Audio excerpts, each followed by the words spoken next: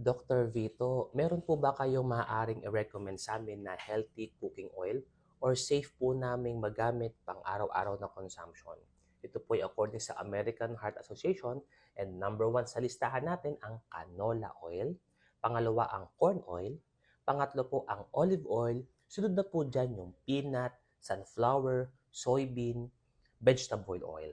So ito po yung mga mantika or oil na ginagamit natin para sa araw-araw na konsumo. So ang tips para po dito, huwag niyo po siyang gagamitin po sa higher temperature for deep frying.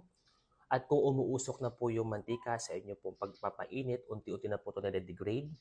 Pang mabaho na po ang amoy, huwag niyo na po itong gamitin. Iwasan niyo po ang paggamit po ng paulit-ulit na mantika.